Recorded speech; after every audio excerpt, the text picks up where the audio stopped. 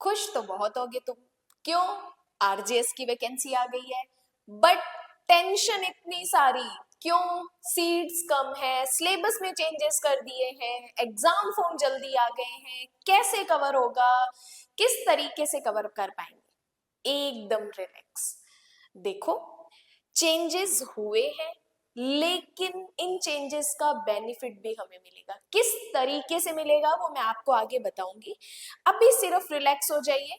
अभी हमें सिर्फ देखना है कि कितनी सीट्स हैं, कब से हमारे एग्जाम फॉर्म स्टार्ट हो जाएंगी, क्या चीजें हमें चाहिए, क्या फाइनल ईयर का स्टूडेंट भी लगा सकता है, एग्जाम दे सकता है, प्री का फॉर्म भर सकता है, एज क्राइटेरिया क्या है, सारी चीजें हम डिस्कस करने वाले हैं।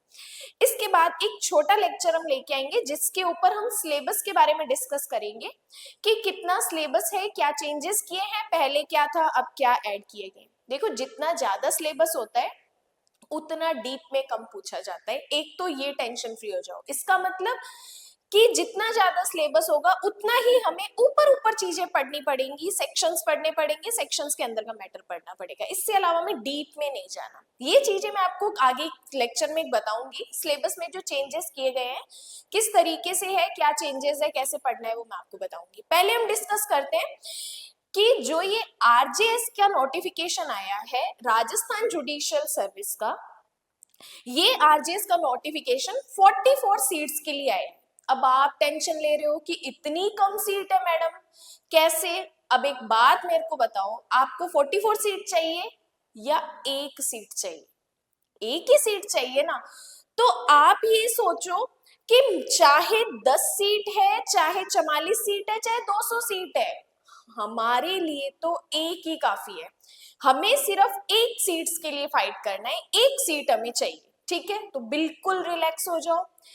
टेंशन लोगी तो जितना पहले का पड़ा हुआ है वो भी माइंड से स्किप हो जाएगा। एकदम अभी रिलैक्स मोड में रहना है। अभी मान लो 1 महीने अपने फॉर्म डेट चलेंगे और 1 महीना और मिलेगा, 2-2.5 महीने है हमारे पास। हम आराम से प्रीलिम्स को फोकस करते हुए चीजें कवर कर सकते हैं। ठीक है, देखो आरजेएस का जो नोटिफिकेशन आया है, इस जॉब का कंप्लीट नेम होता है सिविल न्यायाधीश एंड जुडिशियल मजिस्ट्रेट। जब आप आरजेएस क्लियर कर लेते हो देन आपका पोस्ट का कंप्लीट नेम होता है सिविल न्यायाधीश एवं जुडिशियल मजिस्ट्रेट, न्यायिक मजिस्ट्रेट जिसे अपने बोलते हैं। टोटल 44 सीट्स का नोटिफिकेशन है। अब देखो, कई बार ये भी होता है, मैं आपको चांसेस बता रही हूँ, जरूरी नहीं है कि इस वैकेंसी में हो। अगर इस ईयर की 44 सीट्स है तो जैसे पहले भी ऐसा हो चुका है, उस ईयर में एग्जाम नहीं होता तो नेक्स्ट ईयर की सीट्स भी कंप्लीट जोड़ के ऐड करके हमसे नेक्स्ट ईयर भी एग्जाम हो सकता है। ऐसा पहले हो चुका है, जरूरी नहीं है इसमें हो। हमें ये चीज देख के चलना है कि हमारा 2.5 महीने बाद, 2 महीने बाद हमारा एग्जाम है। हमें एग्जाम के अकॉर्डिंग अपनी प्रिपरेशन कंटिन्यू करनी है। आज अगर आप एमडी लो क्लासेस की वीडियोस देख रहे हो, कुछ बहुत सारे स्टूडेंट्स के मैसेजेस आए थे कि मैडम 2 दिन क्लास नहीं हो पाई थी। देखो, मेरी मदर की तबीयत बहुत ज्यादा खराब हो गई थी, अभी फिलहाल उनकी तबीयत पहले से बेटर है। बट आप जो भी वीडियो देख रहे हो, आप प्रे कीजिए कि मेरी मदर जल्दी से जल्दी रिकवर हो जाए एंड आपके लिए मैं कंटिन्यू, जैसे 7 PM हमारी क्लास आती है, देन आगे मैं कंटिन्यू वैसे ही कर सकूं। देखो, 44 सीट्स का हमारा नोटिफिकेशन है। पहली बात, हमारे एग्जाम फॉर्म कब से स्टार्ट हो रहे हैं? एग्जाम के लिए जो एप्लीकेशन फॉर्म है हमारे, कितनी तारीख से स्टार्ट हो रहे हैं? हमें लास्ट तक नहीं जाना है, जितना जल्दी हो सके हमें स्टार्टिंग डेज में ही हमें फॉर्म सबमिट कर देना है। सबसे पहली ड्यूटी आपकी क्या है? एग्जाम देना, प्रिपरेशन करना, कैसे करना वो बात की बात है। सबसे पहली ड्यूटी है आप जल्दी से जल्दी फॉर्म सबमिट कर दीजिए। ठीक है, ये मत सोचिए कि अभी 1 महीना पड़ा है मैं कर लूंगा आराम से, बाद में बहुत सारी प्रॉब्लम्स फेस करनी पड़ती है, बहुत सारी सिचुएशन ऐसी क्रिएट हो जाती है, कई बार नहीं कर पाते हैं। बहुत से स्टूडेंट ऐसे पिछली बार हुए थे जो बस इसी वेट में बैठे थे कि कर लेंगे, अभी टाइम पड़ा है, टाइम पड़ा है, और बाद में उनका फॉर्म सबमिट हुआ ही नहीं। इसलिए हमें पहले, सबसे पहले फॉर्म सबमिट करना है। कब से आपके फॉर्म स्टार्ट हो रहे हैं? 1 मार्च से आपके फॉर्म स्टार्ट हो जाएंगे दोपहर 1 बजे से, और 31 मार्च तक आपका क्या रहेगा? फॉर्म का टाइम पीरियड रहेगा। मतलब मोटा मोटा 1 महीना हमारे पास है। 1 महीना तो हमारे फॉर्म चलेंगे, मतलब 1 महीना तो 110% हमारे पास 1 महीना है। अब एक अच्छी चीज बताऊं, इस 1 महीने में आप अपने कंप्लीट सिलेबस को 2 बार रिवाइज कर सकते हो। यस, एकदम सही सुन रहे हो। सिर्फ हमें दिन के 10 घंटे चाहिए। 10 घंटे कंटिन्यू ना लेके भी हम शिफ्ट में भी अपना काम कर सकते हैं। ये सारी चीजें मैं आपको नेक्स्ट लेक्चर में बताऊंगी। इसलिए एमडी लो क्लासेस को सब्सक्राइब नहीं करा तो सब्सक्राइब कर लो, ताकि उस क्लास का नोटिफिकेशन आपके पास आ जाए जब मैं आपको सिलेबस का एक अलग से लेक्चर बताऊंगी कि किस तरीके से हम ये चीजें कर सकते हैं। ठीक है, अब पहले सुनो, 1 मार्च से लेके 30 मार्च तक हमारे पास फॉर्म का टाइम पीरियड है, हम फॉर्म भर सकते हैं। अब ये एग्जाम अगर आप राजस्थान से बाहर के हो तो सुन लो, राजस्थान का जो हाईकोर्ट, राजस्थान हाईकोर्ट का जो एग्जाम है ये आरजेएस का, ये जयपुर और जोधपुर 2 जगह पर होता है। अगर सीट्स फॉर्म ज्यादा है तो कुछ और जगह पर भी हो सकता है, अदरवाइज ये 2 जगह तो फिक्स है, जयपुर और जोधपुर में हमें क्या करना है, ये एग्जाम हमारा प्रीलिम्स का और मेंस का होगा। इसके बाद बात करते हैं, देखो ये फॉर्म्स का बता रखा है कि अगर आप जनरल कैटेगरी से हो तो 1500 फीस है, ओबीसी एससी से हो तो 1250 है, एससी एसटी से हो तो 800, और अगर आप विकलांग हो एमबीसी से हो देन आपका ये बिल्कुल फ्री ऑफ कॉस्ट आपका ये फॉर्म रहने वाला है। टोटल 44 सीट्स हैं, 44 में 17 जनरल की है, 7 सीट एससी की, 5 सीट एसटी की, ओबीसी की 9 सीट है, ईडब्ल्यूएस की 4 है, और एमबीसी की जो विकलांग होते हैं उनकी 2 सीट है। ठीक है, इस कुल मिला के ऐसा करके हमारे पास 44 सीट है। इसके बाद बात करते हैं हम इस वैकेंसी में कुछ इंपॉर्टेंट और चीजों की। देखो, सबसे पहला क्वेश्चन ये आता है कि मैम क्या मैं एग्जाम दे सकता हूं, मैं अभी एलएलबी फाइनल ईयर में हूं या मेरा फाइनल सेमेस्टर चल रहा है। यहाँ पे हाईकोर्ट ने क्लियर कर दिया कि अगर आप एलएलबी फाइनल ईयर में हो या आपका फाइनल सेमेस्टर चल रहा है, आप इस वैकेंसी को फिल कर सकते हो। यस, आप प्रीलिम्स का एग्जाम दे सकते हो, बट मेंस के एग्जाम में हमारे पास एलएलबी की डिग्री होनी चाहिए। इसका मतलब कि अगर आपको ये फॉर्म फिल करना है तो आपके पास एलएलबी की डिग्री होनी चाहिए, कोई भी यूनिवर्सिटी से जिसे बार काउंसिल ने रजिस्टर्ड कर रखा है। अब इसके बाद लेकिन इन्होंने एक चीज यहाँ पे क्लियर कर दी कि जो फाइनल ईयर का या फाइनल सेमेस्टर का स्टूडेंट है वो भी इस एग्जामिनेशन में ऐड हो सकता है, फॉर्म भर सकता है एप्लीकेशन करने के लिए। लेकिन जो एप्लीकांट होगा उसको मेन रिटन एग्जामिनेशन देने से पहले 7 डेज के अंदर क्या करना पड़ेगा, जो अपनी उसकी डिग्री होगी वो देनी पड़ेगी। ठीक है, बार काउंसिल में उसको बताना पड़ेगा। अब इसके बाद बात करते हैं एज क्राइटेरिया को लेके।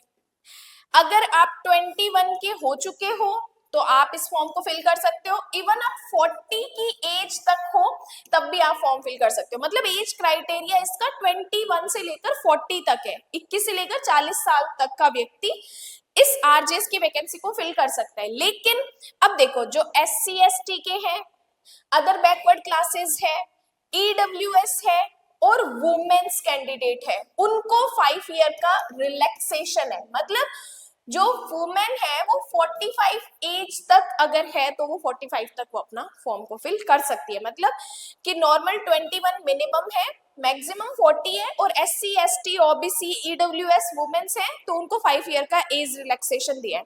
अगर आप एक्स सर्विसमैन हो तब भी आपको 10 ईयर का बेनिफिट है। 50 ईयर जो एक्स सर्विसमैन है उनके लिए 50 ईयर एज कर दी, 10 ईयर उनको एक्स्ट्रा बेनिफिट दे दिया, एज रिलैक्सेशन दे दिया। ठीक है, इसके बाद नेक्स्ट हम डिस्कस करते हैं। देखो, ये जो आरजेएस का नोटिफिकेशन बहुत शॉकिंग रहा है सभी के लिए, सबको लग रहा है कि बहुत जल्दी आ चुका है। एक चीज मैं क्लियर कर देती हूँ, आरजेएस जुडिशियल सर्विस के जितने भी एग्जाम्स होते हैं उनका जनरली ये रहता है कि हर साल में उनको वैकेंसी देनी पड़ती है।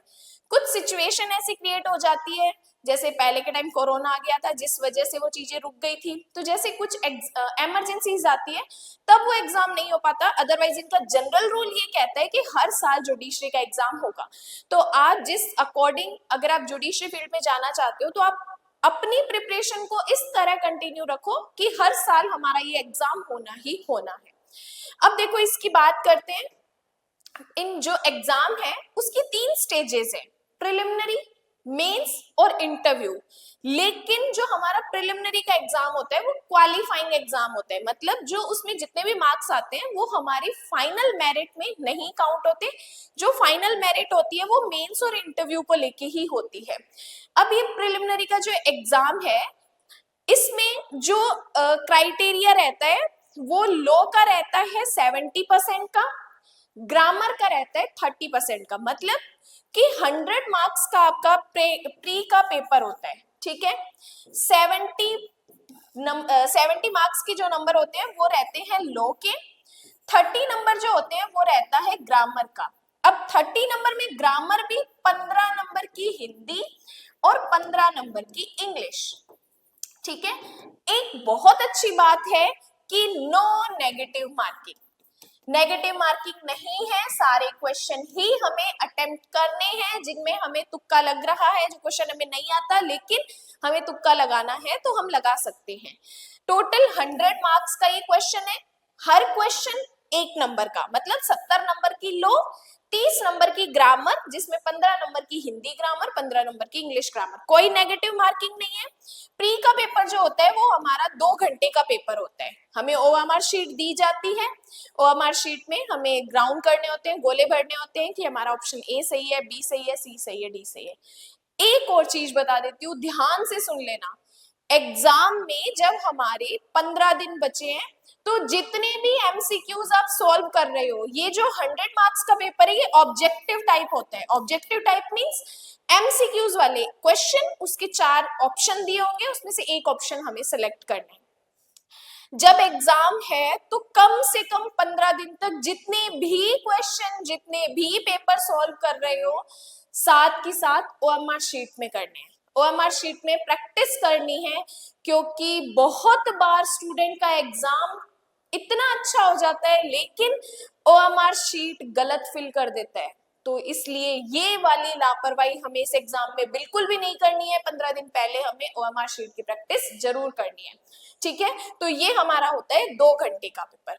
अब देखो बात करेंगे नेक्स्ट क्लास में सिलेबस को लेके, पहले क्या सिलेबस था, अब क्या सिलेबस है, क्या चेंजेस किए गए हैं, शॉकिंग चीजें हमारे लिए क्या है सिलेबस को लेके।